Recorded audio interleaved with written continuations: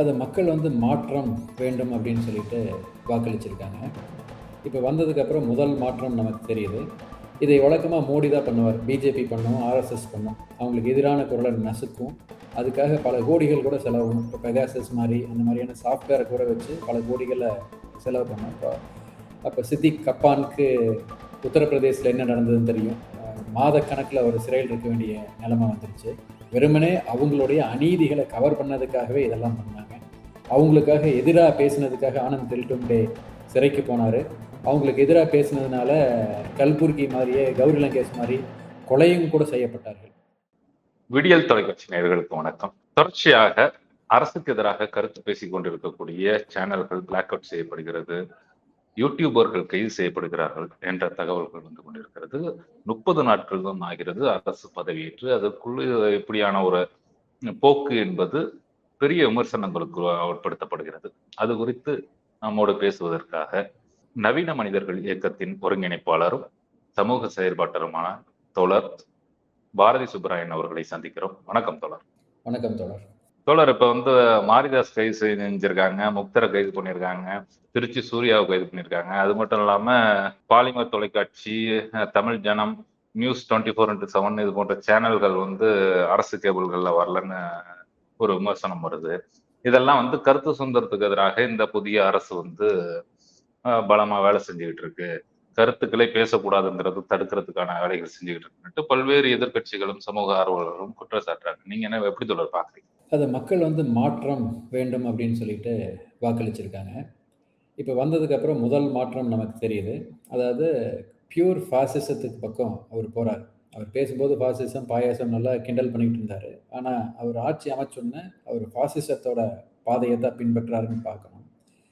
இதை வழக்கமாக மோடி தான் பண்ணுவார். பிஜேபி பண்ணும், ஆர்எஸ்எஸ் பண்ணும். அவங்களுக்கு எதிரான குரலை நசுக்கும்.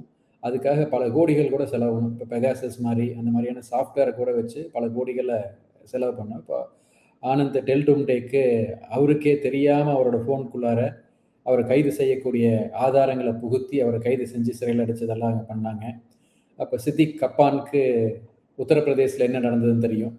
மாதக்கணக்கில் அவர் சிறையில் இருக்க வேண்டிய நிலைமை வந்துருச்சு. வெறுமனே அவங்களுடைய அநீதிகளை கவர் பண்ணதுக்காகவே இதெல்லாம் பண்ணாங்க. அவங்களுக்காக எதிராக பேசினதுக்காக ஆனந்த் டெல்டும்டே சிறைக்கு போனார். அவங்களுக்கு எதிராக பேசினதுனால கல்புர்கி மாதிரியே கௌரி லங்கேஷ் மாதிரி இந்த மாதிரியான செயல்பாட்டாளர்கள் கொலையும் கூட செய்யப்பட்டார்கள். இப்போ இது இப்படி ஆரம்பிச்சிருக்குது. தமிழ்நாட்டில் இந்த ஃபாசிசத்தை ஆரம்பித்து வைக்கிறாரு நம்ம விஜய். இனி அடுத்தடுத்த கட்டத்துக்கு அது முன்னேறி அந்தந்த இடத்துக்கு போகக்கூடிய வாய்ப்புகள் இருக்கிறதா கவலையோடு அதை நான் பார்க்குறேன்.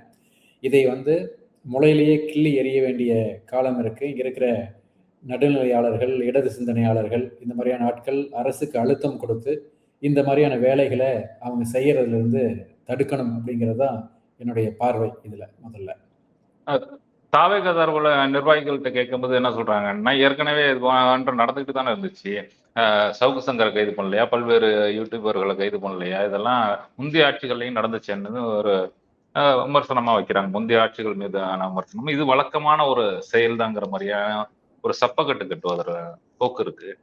இல்லை, முதல் பாயிண்ட் என்னன்னா, அதாவது எந்த ஆட்சியில நடந்தாலும் வெறுமனே விமர்சனத்துக்காக ஒரு கைது நடந்தது அப்படின்னா அது தவறு தான். அது எந்த ஆட்சியாக இருந்தாலும் சரி. ஆனால் அதாவது அவதூறுங்கிறது வேறு. அதே சமயம் அதாவது தெரிஞ்சே சில தவறான தகவலெல்லாம் மக்களுக்கு கொடுக்கறதுங்கிறது வேறு. நீங்கள் விமர்சனம்ங்கிறது வேறு, அவதூறுங்கிறது வேறு, அப்புறம் தெரிஞ்சே நம்ம சில தகவலெல்லாம் மக்களுக்கு கொடுக்கறது அப்படிங்கிறது ஒன்று. இப்போ என்னென்னா இவங்க எல்லாத்தையுமே நெரேட்டிவாக பார்க்க ஆரம்பிச்சிட்டாங்க. இப்போ எந்த செய்தி, அப்போ ஒரு பொய் செய்தியை பரப்புறத அவங்க ஸ்ட்ராட்டஜியாக பார்க்குறாங்க. இப்போ நான் போய் பார்க்குறேன், நான் நண்பர்கள்கிட்ட பேசுகிறேன், எல்லாத்திட்டையும் பேசுகிறேன். 720 டாஸ்மாகை விஜய் க்ளோஸ் பண்ணிட்டார்ல, அது நல்ல விஷயம் தானே அப்படின்னு என்கிட்ட சொல்கிறாங்க. இதே முந்தைய ஆட்சி காலம் இப்போ ஆரம்பிக்கும் போதும் 500 டாஸ்மாக் அவங்க க்ளோஸ் பண்ணாங்க. அதே சமயம் இப்போ மரிய வில்சன் அவங்களுடைய நிதி அமைச்சர், அவர் ஒரு வீடு பூந்து போய் ரவுடிசம் பண்ணக்கூடிய ஒரு வீடியோ வருது, அது மக்கள்கிட்ட போகல. இப்போ இவங்க செய்கிற இந்த பிரச்சாரங்கள் எல்லாம் மக்கள்கிட்ட போகுது. இவங்க திட்டமிட்டு எல்லா விஷயத்தையுமே ஒரு பிரச்சாரமாக பண்ணுறாங்க. பொய் செய்தியை பரப்புறத ஒரு பிரச்சாரமாக பண்ணுறாங்க. இதை ஒரு ஸ்ட்ராட்டஜியாகவும் கொண்டு போகிறாங்க. இப்போ உதாரணத்துக்கு அங்கே கோவையில் அந்த சம்பவம் நடந்தப்போ அந்த சம்பவம் செஞ்ச அந்த குற்றவாளி திமுகவை சேர்ந்தவன் அப்படின்னு சொல்லிட்டு அப்பட்டமான பொய்யை பரப்புறாங்க. அதுக்கு எதிராக இப்போ திமுக கேஸ் கொடுத்துருக்கிறது இப்போ நடந்திருக்கு. ஆனால் அப்படியே அப்பட்டமான பொய்யை பரப்புறாங்க. அந்த பொய்யை பரப்புறத ஒரு ஸ்ட்ராட்டஜியா இவங்க பண்றாங்க. ஆனா இவங்க புதுசுல இவங்க தான் முதல் கிடையாது. இதுக்கு முன்னாடி பிஜேபி பண்ணிருச்சு. பிஜேபி 2002 குஜராத் கலவரத்திலே பண்ணாங்க.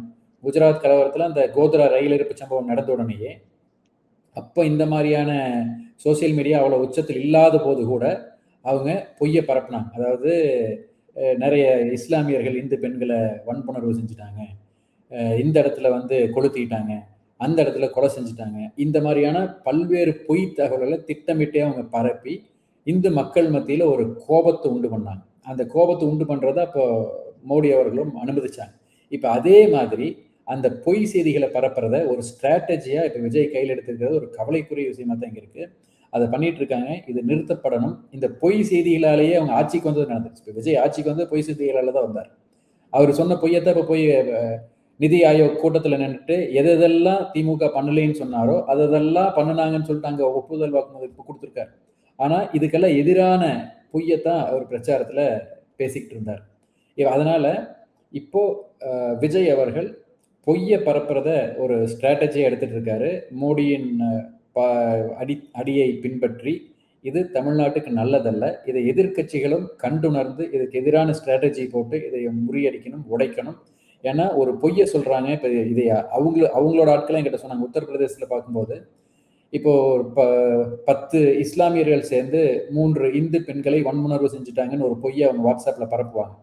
அவங்களோட வாட்ஸ்அப் நெட்வொர்க் வந்து ரொம்ப பெருசு. அமித்ஷாவே சொன்னார், நிமிடங்கள்ல நாங்கள் செய்திகளை, நல்ல செய்தியோ கெட்ட செய்தியோ உண்மை செய்தியோ பொய் செய்தியோ அதை நிமிடங்கள்ல மக்கள்கிட்ட கொண்டு போய் சேர்த்துருவோம்னு சொல்லியிருக்கிறாரு.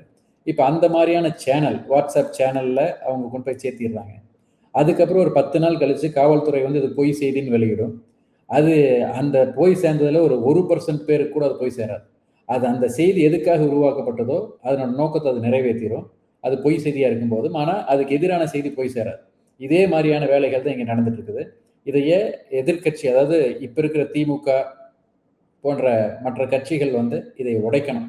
இதை உடைச்சா தான் பொய் செய்திகள் மக்கள்கிட்ட போய் சேர்றதை தடுக்க முடியும். அதனால மக்கள் திசை திருப்பப்பட்டு அவங்களுடைய வாக்குகளை தவறான ஆட்களுக்கு போடுறதுல தடுக்கணும்னா இந்த நடவடிக்கையை திமுக உள்ளிட்ட கட்சிகள் எடுத்தாகணும்னு நான் நினைக்கிறேன். நீங்க சொன்ன விஷயத்தை பொறுத்த வரைக்கும் பாத்தீங்கன்னா, இந்த ஆட்சியே வந்து ஒரு சோசியல் மீடியா ஆட்சினால அமைக்கப்பட்ட ஒரு ஆட்சி, சோசியல் மீடியாவில் பரப்பப்பட்ட விஷயங்களை வச்சுதான் அமைக்கப்பட்ட ஆட்சிங்கிற மாதிரியான ஒரு தகவல் இருக்குது. அதே நேரத்துல வந்து இந்த சோசியல் மீடியாவை கண்ணுங்கருத்தமா இந்த அரசு பார்த்துக்கிட்டு இருக்காங்க.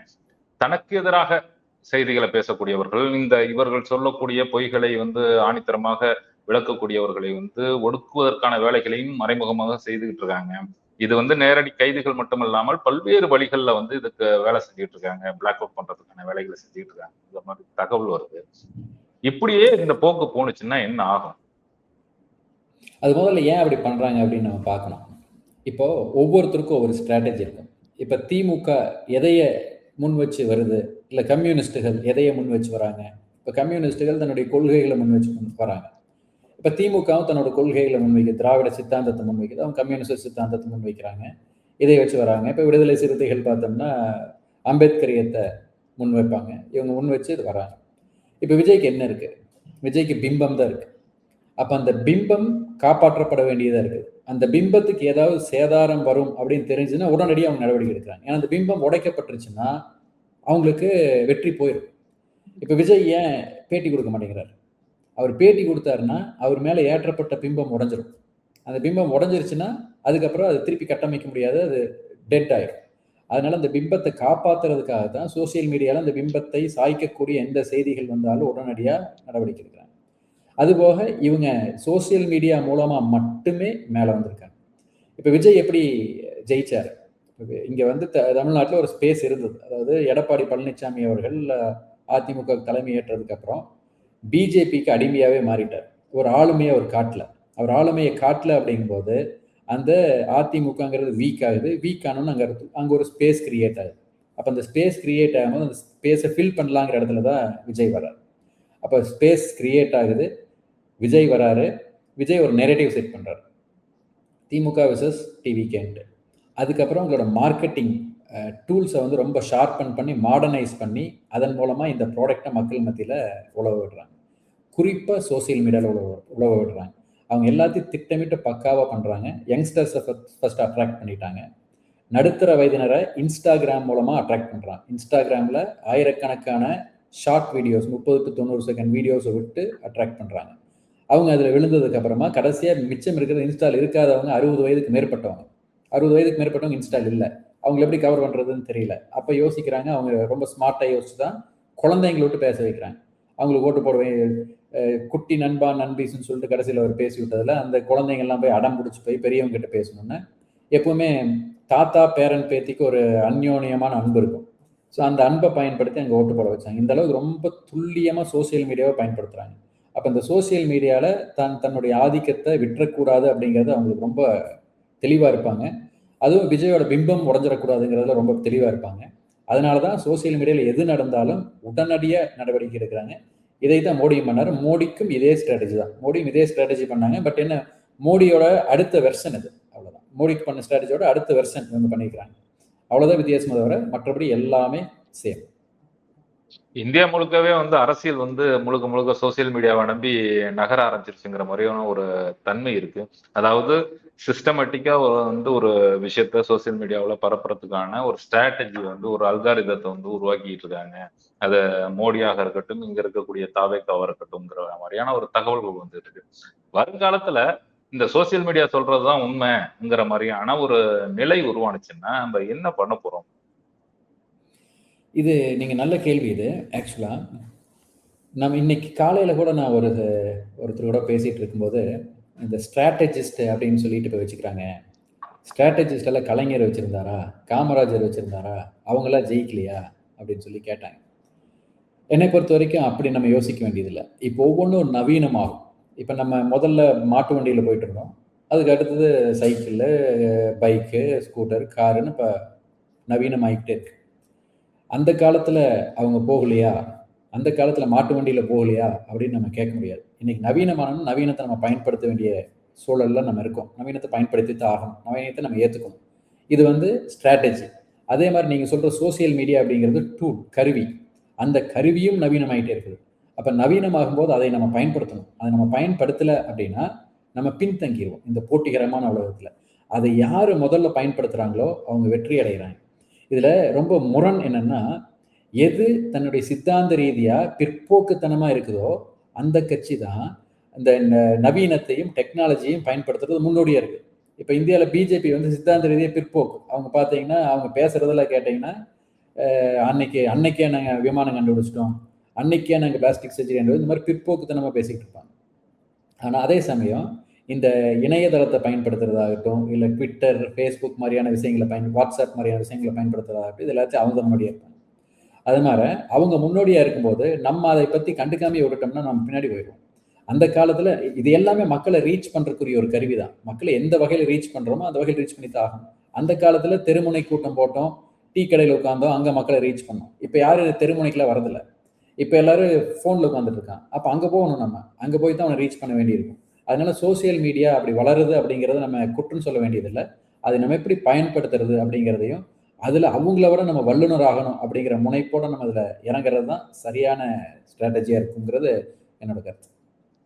நீங்க சொல்றது சரிதான். அப்ப வந்து ஆனா வந்து ஒரு நீங்க பேசக்கூடிய சித்தாந்தங்கள், நீங்க சொல்லக்கூடிய இந்த டேட்டாஸ் இதெல்லாம் கொடுத்து ஒரு விஷயத்தை விளக்கப்படுத்துறதை காட்டிலும் இலகுவா வந்து பொய் சொல்றது வந்து ரொம்ப ஈஸி. ஒரு அரை நிமிஷத்துல வந்து ஒரு பொய்யை வந்து நெரேட் பண்ணிட்டு போயிடலாம். அதுக்கு வந்து விளக்கம் கொடுத்தே தொடர்ச்சியாக வந்து உண்மையை பேசக்கூடியவர்கள் தொடர்ச்சியா தோத்து போய்கிட்டே இருக்காங்கிற மாதிரியான ஒரு கருத்து இருந்துட்டு இருக்கு. இதை வந்து வென்றெடுக்கிறது எப்படி? இது ஒரு பெரிய சவால் தான். கேள்வி. இது ஒரு முக்கியமான மிகப்பெரிய சவால், நம்ம முன்னாடி இருக்கிற மிகப்பெரிய சவால். ஏன்னா பொய்யை ஸ்ட்ராட்டஜியா ஃபாலோ பண்றவங்க தான் நமக்கு எதிரில் இருக்காங்க. அப்போ அந்த பொய்யை உடைக்கிறதுக்கு நம்ம என்ன பண்ணணுங்கிறத நம்ம உளவியல் ரீதியாக நம்ம யோசிச்சு தான் பார்க்கணும். ஏன்னா நிறைய விஷயங்கள் வந்து உளவியல் ரீதியாக பார்ப்பாங்க. இப்போ ஒரு உதாரணத்துக்கு நான் ஒரு இடத்துல படித்தேன். இப்போ ஒரு மிகப்பெரிய காஃபி கம்பெனி ஜப்பான் போகிறாங்க. அங்கே காஃபி இன்ட்ரடியூஸ் பண்ணுறதுக்கு ட்ரை பண்ணுறாங்க. அங்கே காஃபி இல்லை. அப்போது உடனே அவங்க ஒரு குரூப் ஆஃப் ஜப்பான் பீப்புள் நிறைய பேர்த்த கூப்பிட்டு வச்சு அவங்களுக்கு காஃபி கொடுத்து அவங்ககிட்ட ரிசர்ச் பண்ணுறாங்க. அதில் காஃபி கொடுத்து குடிச்சிட்டு காஃபி நல்லா இருக்குதா, ஓ நல்லா இருக்குது, சூப்பராக இருக்குது அப்படின்னு சொல்லி அவங்க ஃபீட்பேக் கொடுத்துட்றாங்க. ஓகே, ஜப்பான்காரங்களுக்கு காஃபி பிடிச்சிருச்சு, அப்போ நம்ம காஃபி இன்ட்ரடியூஸ் பண்ணலாம்னு சொல்லி இன்ட்ரடியூஸ் பண்ணுறாங்க. அப்படி இன்ட்ரடியூஸ் பண்ணி பார்த்தோம்னா அது விற்கவே இல்லை, அது போகவே இல்லை. அதுக்கப்புறம் திருப்பி ஆராய்ச்சி பண்ணுறாங்க, ஏன் அது விற்கல அப்படின்ட்டு. அதுக்கப்புறம் ஆராய்ச்சி பண்ணதுக்கப்புறம் அந்த ஆராய்ச்சி குரூப் சொல்லுது, ஏன் விற்கல அப்படின்னா, ட்ரெடிஷ்னலாகவே ஜப்பானியர்கள் காஃபி குடிக்க மாட்டாங்க, அவங்களுக்கு அந்த பழக்கமே கிடையாது, அந்த டேஸ்ட்டே அவங்களுக்கு தெரியாது, அதனால நீங்கள் என்ன விளம்பரம் பண்ணீங்கனாலும் அது அவங்ககிட்ட எடுபடாது அப்படின்னு சொல்லிட்டாங்க. அப்போ இதுக்கு என்ன பண்ணலாம் அப்படின்னு கேட்டீங்கன்னா, இதுக்கு உளவியல் ரீதியாக தான் நீங்கள் பண்ணணும் அப்படின்னு சொல்லிட்டு, நீங்கள் பள்ளிக்கூடத்திலிருந்தே நீங்கள் அந்த காஃபியோட டேஸ்ட் இன்ட்ரடியூஸ் பண்ணணும். பள்ளிக்கூடத்துலேருந்து இப்போ ஃப்ரீயாக வந்து காஃபி சாக்லேட் கொடுக்குறது குழந்தைங்களுக்கு, அதை கொடுத்து அதன் மூலமாக அவங்களுக்கு இன்ட்ரடியூஸ் பண்ணதுக்கப்புறமா அவங்க வளர வளர வளர வளர அதுக்கப்புறம் உங்களோட மார்க்கெட் உருவாகும்னு சொல்ல, அவன் கிட்டத்தட்ட 15 வருஷம் இந்த வேலையை செஞ்சு அதுக்கப்புறம் மார்க்கெட்டில் போனான் அப்படிங்கிற ஒரு செய்தி இருக்கு. அந்த அளவுக்கு ரிசர்ச்சுக்கு வந்து முக்கியத்துவம் கொடுக்குறாங்க. நம்மளும் ரிசர்ச் பண்ணணும். இப்போ இந்த மாதிரியான பொய் செய்தி போகுது அப்படின்னா, அந்த பொய் செய்தி எப்படி உளவியல் ரீதியாக நம்ம உடைக்க முடியும், உளவியல் ரீதியாக மக்களோட மனதுக்குள்ளார இந்த பொய் செய்தியை உடைக்கக்கூடிய செய்தி எப்படி புகுத்த முடியும், எந்தெந்த உத்திகளை கடைபிடிக்கணும் அப்படிங்கிறதுல நம்ம ஆய்வு செஞ்சு பார்த்தா இதை கண்டுபிடிக்கணும். கண்டுபிடிச்சு உள்ள போயே ஆகணும். ஏன்னா இப்போ பொய் செய்தி வந்து மிக பெரும் அளவில் பரவிட்டு இருக்குது. அதை உடைக்க வேண்டிய கடமை நம் கண் முன்னாடி இருந்துட்டு இருக்குது. இது நமக்கு முன்னாடி இருக்கிற உடனடி சவால். நீங்க சொன்னது கரெக்ட் தான். அதை நம்ம எதிர்கொண்டு ஒரு விடையை கண்டுபிடிக்கணும். மக்கள் என்னைக்குமே வந்து சுவாரஸ்யத்தை விரும்பக்கூடியவர்களா இருந்துட்டு இருக்காங்க. அப்படி இருக்க பட்சத்துல தொடர்ச்சியா ஒரு இது இருக்கு, குற்றச்சாட்டுகள் இருக்கு. இந்த கம்யூனிஸ்டுகள், இந்த சித்தாந்தம் பேசக்கூடியவர்கள், இவங்கெல்லாம் வந்து மக்களுக்கு புரியுற மாதிரியே பேச மாட்டாங்கங்கிற மாதிரியான ஒரு குற்றச்சாட்டுகள் இருக்கு. ஆனா அந்த சித்தாந்தம் பேசக்கூடியவர்கள் தான் இந்த ஒட்டுமொத்த உலகத்தையும் மாற்றக்கூடியவர்கள் நாங்கன்னு சொல்லிட்டு இருக்காங்க தொடர்ச்சியா. இந்த இடைவெளி ஒரு பெரிய இடைவெளியா வருஷம் வருஷம் அப்படியே மாறிக்கிட்டே வருது. 90s கிட்ஸ் சொல்லிட்டு இருந்தாங்க. இப்ப வந்து ஜென்சி வந்து இவங்களுக்கெல்லாம் யாருன்னே தெரியாத ஒரு நிலைமை வந்துகிட்டு இருக்கு. குறிப்பா சொல்லணும்னா ஜென்சி கிட்ஸ் வந்து இந்த வரலாறு, புவியியல் எந்த ஒரு விஷயமே தெரியாம ஷார்ட் அண்ட் இதா வந்து இப்போதைக்கு வரக்கூடிய செய்திகள், 5 நிமிடத்துக்கு முன்னாடி வந்த செய்தி, 10 நிமிடத்துக்கு முன்னாடி வந்த செய்தி, இந்த செய்திகளோட ஓடிக்கிட்டு இருக்க ஒரு சமூகமா மாறிக்கிட்டே போயிட்டு இருக்கு. இத வந்து உண்மையில மாத்ததான் முடியுமா? எனக்கு மாற்ற முடியும்னு எனக்கு நம்பிக்கை இருக்கு. ஆனா என்னன்னா, நம்மளோட வடிவத்தை நம்மளும் மாத்திக்கணும். இப்ப எப்படின்னா, இப்ப சித்தாந்தங்கள் இருக்கு. சித்தாந்தங்கள் வந்து அன்றைய மக்களோட பிரச்சனைகளை ஒட்டி இருக்கணும். அன்றைய மக்களோட பிரச்சனைகளை ஒட்டி அந்த சித்தாந்தத்தை அவங்க கிட்ட ப்ரெசென்ட் பண்ணும்போது அவங்க அதை எடுக்கிறாங்க, ஏத்துக்கிறாங்க. இப்ப நாங்க ஒரு பிரச்சாரம் பண்ணோம். நீங்க கூட வந்து பார்த்துருப்பீங்கன்னு நினைக்கிறேன். அந்த பிரச்சாரத்துல நம்ம ஹிந்தி எதிர்ப்பு வரலாறை பத்தி சொல்றோம். அப்ப ஹிந்தி எதிர்ப்பு வரலாறை பத்தி உங்ககிட்ட நான் சொல்ல போறேன், எல்லாரும் இங்க வாங்க அப்படின்னு சொல்லி நான் ஆரம்பிச்சேன்னா அங்க யாரும் இருக்க மாட்டாங்க. அதுக்கு நான் என்ன பண்றேன், தர்மேந்திர பிரதான் இங்க வராரு, மும்மொழி கொள்கையை ஏத்துக்கணும், பிஎம் ஸ்ரீ திட்டத்தை ஏத்துக்கணும்னு சொல்றாரு. தமிழ்நாடு அரசு ஏத்துக்க மாட்டேன்னு சொல்லுது. நீ ஏத்துக்க மாட்டேன்னு சொன்னீங்கன்னா உனக்கு நான் 2500 கோடி ரூபாய் பணம் கொடுக்க மாட்டேன்னு சொல்லி அடாவடியா அவர் பேசுறாரு. இங்க திமுக ஏன் ஏத்துக்க மாட்டேன்னு சொல்லுச்சு, அவங்க ஏன் அது 2500 கோடி ரூபாய் வரைக்கும் கொடுக்க மாட்டேன்னு மிரட்டுறாங்க, இதுக்கு என்ன காரணம் அப்படின்னு சொல்லி நாம ஆரம்பிக்கிறோம். அதுல ஆரம்பிச்சதுக்கு அப்புறம் அதுக்கு பின்னாடி ஹிந்தி இருக்குது, அந்த ஹிந்தி எப்படி உருவாச்சு அப்படின்னு சொல்ல ஆரம்பிக்கும் போது ஒருத்தர் கூட விலகாம அங்க நின்று பாக்குறாங்க. அது என்னன்னா, அந்த பிரச்சனையை இன்றைய பிரச்சனை கூட நம்ம கனெக்ட் பண்ணிட்டோம், இப்போ கனெக்ட் பண்றோம். அந்த மாதிரி ஒவ்வொரு பிரச்சனையும் அந்த காலத்து பிரச்சனை, இந்த காலத்து அந்த சித்தாந்தத்தை இந்த காலத்து பிரச்சனைகளோட கனெக்ட் பண்ணி அவங்க கிட்ட கொடுக்கணும். இப்போ ஹிந்தி எதிர்ப்பு போரே வந்து தமிழ்நாட்டில் நடந்ததுக்கு முதல்ல அது உருவானதுக்கு காரணம் பார்த்தீங்கன்னா, வேலை வாய்ப்பு அது நேரடியாக பறிக்குதுங்கிற பிரச்சனை வரும்போது தான் அதில் அவங்க இன்வால்வ் ஆகுறாங்க. அதுக்கப்புறம் அதுக்கு பின்னாடி இருந்த சித்தாந்தங்களை கற்றுக்கிறாங்க. அது ஒரு மிகப்பெரிய ஒரு அற்புதமான ஒரு படையை உருவாச்சு. அது கிட்டத்தட்ட 50 வருடங்களா தமிழ்நாட்டோட வரலாறு நிர்ணயிக்கிற அளவுக்கு போச்சு. ஸோ அதனால சமகால பிரச்சனைகளையும் ஒட்டி அவங்களுக்கு நம்ம கொடுக்க வேண்டிய கடமை இருக்குது. அதை நம்ம ரீபேக் பண்ணணும். ரீபேக் பண்ணி கொடுத்தோம்னா அவங்க கண்டிப்பாக அதை ஏற்றுக்குவாங்க. இதுதான் நம்ம முன்னாடி இருக்க சவால், நம்ம செய்ய வேண்டிய வேலைகளும் கூட. இந்த சவால் ஒரு பக்கம் வந்து வெற்றி அடைஞ்சுக்கிட்டு இருக்குன்னு சொல்ல முடியுது. என்னன்னா, இப்ப புதுசா உருவாயிருக்கக்கூடிய காக்ரோச் ஜனதா பார்ட்டி இந்தியாவில் வந்து ஒரு மிகப்பெரிய பேசுபொருளா மாறி இருக்கு. முழுக்க முழுக்க இணையதளத்தை சார்ந்து உருவான ஒரு கட்சியாக இது வந்து அரசியல் கோரிக்கைகளை வச்சு ஒரு கள போராட்டங்களை முன்னெடுக்கக்கூடிய ஒரு கட்சியாக, இந்த அரசுக்கு நெருக்கடி கொடுக்கக்கூடிய ஒரு கட்சியாக மாறி இருக்கு. இது வந்து ஒரு பாசிட்டிவான சைன் தானே? அதாவது இது 2 வகையா பார்க்கணும். இது சாதாரண மக்கள் பார்வையில நம்ம பார்க்கறது ஒண்ணு இருக்கு. அதுக்கப்புறம் ஓரளவுக்கு அரசியல் தெரிந்தவர்கள் அப்படிங்கிற பார்வையில பார்க்குற இன்னொரு பார்வையும் ஒன்று இருக்கு. நம்ம 2 வகையா பார்க்க வேண்டியிருக்கு. இப்போ சாதாரண மக்கள் பார்வையில பார்த்தோம்னா, இதுல மக்கள் மத்தியில ஒரு டிசப்பாயின்மெண்ட் இருந்தது, கோபம் இருந்தது. அவங்களுக்கு வேலையின்மை இருந்தது, பொருளாதாரம் பின்தங்கிருச்சு, இப்போ மோடி ஆட்சியில் கார்ப்பரேட்டுகளுக்கு மட்டுமே உதவி செஞ்சுட்டு மதவாதத்தை மட்டுமே பரப்பிக்கிட்டு இந்த மாதிரி எந்த விதமான முன்னேற்றமும் இல்லாத ஒரு சூழலை அவங்க உருவாக்கி வச்சுருந்தாங்க. இது அவங்கள கோபப்படுத்துது. இந்த கோபம் இருந்து இந்த கோபத்தோட வெளிப்பாடாக இதை நம்ம பார்க்குறோம். மக்களோட கோபத்தை வெளிப்படுத்துகிறாங்க அப்படிங்கிறது ஒரு மக்களின் பார்வையிலிருந்து பார்க்கும்போது பாசிட்டிவான சைன் தான். மக்கள் செஞ்சது கரெக்டு தான். இதே ஒரு அரசியல் புரிதல் உள்ள ஒருத்தராக நம்ம பார்க்கும்போது இதை உருவாக்குனவர் அவரோட பின்புலம் என்ன அப்படின்னு பார்த்தோம்னா, அவர் இதுக்கு முன்னாடி ஆம் ஆத்மி கட்சியில் இதே மாதிரியான சோசியல் மீடியாவில் இந்த கட்சியை பரப்பக்கூடிய ஒரு வேலையில் அவர் இருந்திருக்காரு. அண்ணா ஹசாரே மூமெண்ட்ல இருந்திருக்காரு. இங்கேருந்து அங்கே போயிருக்காரு. அங்கேருந்து இந்த வேலையை செஞ்சுட்டு அதுக்கப்புறம் அமெரிக்கா போயிட்டாருன்னு வருது. இந்த அண்ணா ஹசாரே மூமெண்ட்டை யார் உருவாக்குனாங்க அப்படிங்கிறது நமக்கு தெரியும். அது பிஜேபி தான் பண்ணியிருக்கிறாங்க. அதுக்கு பின்னாடி 2G கேஸ் அவங்க 1,76,000 கோடி அப்படின்ட்டு ஒரு விஷயத்த சொன்னாங்க. அப்புறம் அது கோர்ட்டில் அவங்களால நிரூபிக்க முடியாமல் போச்சு. நிரூபிக்க முடியல, அது பொய்ன்னு ஆயிடுச்சு. அதுக்கப்புறம் அதுக்கு அருண் ராய்ன்னு நினைக்கிறேன் அவர் பேர். அந்த இதை கொண்டு வந்த அப்போ அந்த சிஏஜியோட அக்கௌண்ட்ஸ் ஜென்ரலாக அங்கே இருந்தவர் அதிகாரியாக இருந்தவர் அருண் ராய்ன்னு நினைக்கிறேன் அவர் பேர். அவர் வேறு சில பெனிஃபிட்ஸை அரசாங்கத்திலிருந்து பெற்றதை நம்ம பார்த்தோம். அதனால அதுக்கு பின்னாடி பிஜேபி இருந்தது. இப்போ இந்த காக்ரோச் ஜனதா பார்ட்டி ஆரம்பிச்ச இவருக்கு பின்புலமா இப்படி ஒன்று இருக்குதே அப்படின்னு நம்ம பார்க்க வேண்டியிருக்கு. அப்போ இதுக்கு பின்னாடியும் பிஜேபி இருக்குதோ இல்லை ஆர்எஸ்எஸ் இருக்குதோ அதுக்கு ஒரு நோக்கம் இருக்குதோ அப்படிங்கிற சந்தேகத்தையும் நம்ம மனசுல வைக்க வேண்டியிருக்குது. இன்னும் கொஞ்ச நாள் அது எப்படி நடந்துக்குது, அது என்னென்ன வேலைகளை செய்யுது அப்படிங்கிறத பார்த்ததுக்கு அப்புறம் தான் அதனோட முழுமையான நோக்கத்தை பற்றின ஒரு முடிவுக்கு நம்மளால வர முடியும்னு நான் நினைக்கிறேன். ஆனா அவர்களோட கோரிக்கைகள் முழக்கங்கள் எல்லாமே பிஜேபிக்கு எதிரானதாக தான் இருக்கு. இப்ப கல்வி அமைச்சர் உடனடியாக பதவி விலகணும்னு சொல்லிதான் இந்த போராட்டத்தை முன்னெடுத்து கொண்டு போயிட்டு இருக்காங்க. ஆயிரக்கணக்கான இளைஞர்களை திரட்டுறதுக்கான வேலைகள் பார்த்துட்டு இருக்காங்க. ஒவ்வொரு கோரிக்கைகளையும் பார்க்கும்போது பிஜேபி எடுத்து வைக்கக்கூடிய செயல் திட்டங்களுக்கு எதிராக தானே இது முன்வைக்கப்படுது. அதாவது இந்த பிஜேபி தொடர்ச்சியாக நீதிபதிகளை தன்னோட கையாட்களா வச்சிருக்காங்க. எலெக்ஷன் கமிஷனை தன்னோட கையாட்களா வச்சிருக்காங்கன்னா அவங்களுக்கெல்லாம் செக் வைக்கக்கூடிய கோரிக்கைகளை இவங்க முன்வைக்கிறாங்க. இவர் ஒரு காலகட்டத்துல ஊழல் ஒழியணும்னு நினைச்சு ஆம் ஆத்மி இது போன்ற இதுல அண்ணா ஹசாரே பின்புலத்துல இயங்கி இருக்கலாம். ஆனா அவர்களுக்கு அரசியல் புரிதல் உருவாகக்கூடாதா?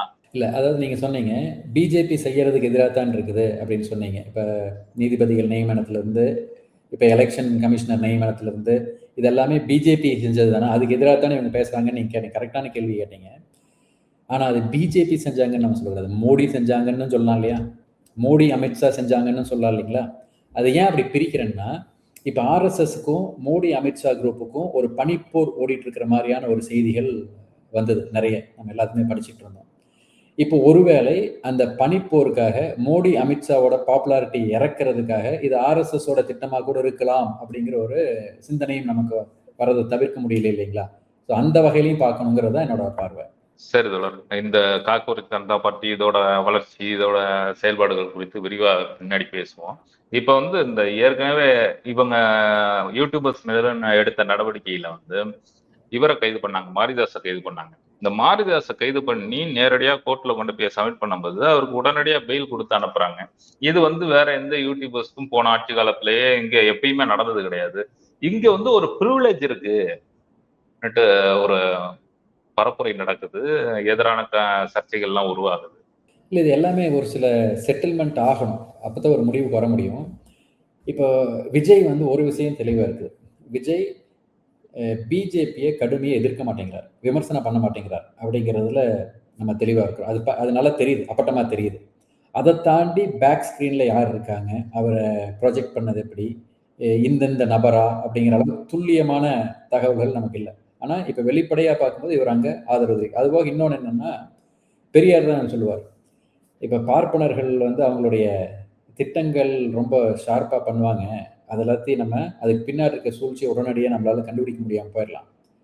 ஆனால் எதை எதிர்க்கணும் எதை ஆதரிக்கணும் அப்படிங்கிறத மிக சுலபமாக முடிவு பண்ணணும்னா, பார்ப்பனர்களை எதை ஆதரிக்கிறாங்களோ அதை நீங்கள் எதிர்த்துருங்க, அவங்க எதை எதிர்க்கிறாங்களோ நீங்கள் அதை ஆதரிங்க அப்படின்னு சொல்லி அவர் சொல்லுவார். இப்போ பார்ப்பனர்கள் விஜயை ஆதரிக்கிறாங்க.